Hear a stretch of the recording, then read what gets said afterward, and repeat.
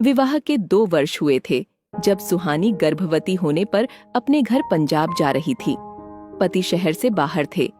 जिस भाई को स्टेशन से ट्रेन में बिठाने को कहा था, वो ट्रेन लेट होने की वजह से रुकने के मूड में नहीं था। इसीलिए सामान सहित प्लेटफॉर्म पर बनी बेंच पर बिठाकर चला गया। गाड़ी को 5वें प्लेटफॉर्म पर आना था। गर्भवती सुहानी को 7वां माह चल रहा था।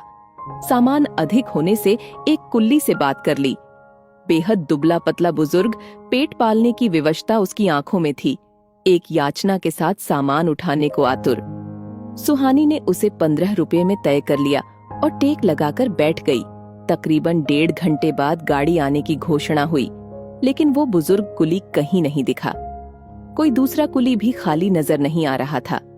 ट्रेन छूटने पर वापस घर जाना भी संभव नहीं था। रात के 12:30 बज चुके थे। सुहानी का मन घबराने लगा। तभी वो बुजुर्ग दूर से भागकर आता हुआ दिखाई दिया। बोला, चिंता न करो बिटिया, हम चढ़ा देंगे गाड़ी में।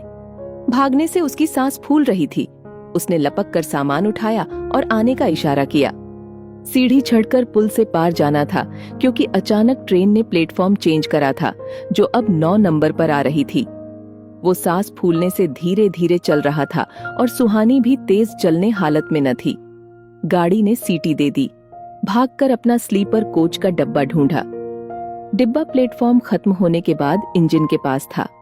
वहां प्लेटफॉर्म की लाइट भी नहीं थी और वहां से चढ़ना भी बहुत मुश्किल था। सुहानी पलटकर उसे आते हुए देख ट्रेन में चढ़ गई। तुरंत ट्रेन रेंगने लगी। कुल्ली अभी दौड़ ही रहा था। हिम्मत करके उसने एक एक सामान रेलगाड़ी के पायदान के पास रख दिया।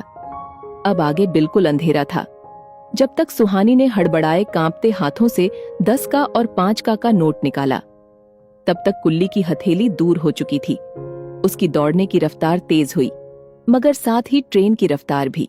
वो बेबसी से उसकी दूर होती खाली हथेली देखती रही और फिर उसका हाथ जोड़ना नमस्ते और आशीर्वाद की मुद्रा में उसकी गरीबी, उसका पेट, उसकी मेहनत, उसका सहयोग सब एक साथ सुहानी की आंखों में कौंध गए। उस घटना के बाद सुहानी डिलीवरी के बाद दोबारा स्टेशन पर उस बुजुर्ग कुली को खोजती रही, मगर वो कभी दोबारा नहीं मिला। आज वो जगह जगह दान आदि करती है, मगर आज तक कोई भी दान वो कर्जा नहीं उतार पाया जो उस रात उस बुजुर्ग की कर्मठ हथेली ने किया था। सच है, कुछ कर्ज कभी नहीं उतारे जा सकते।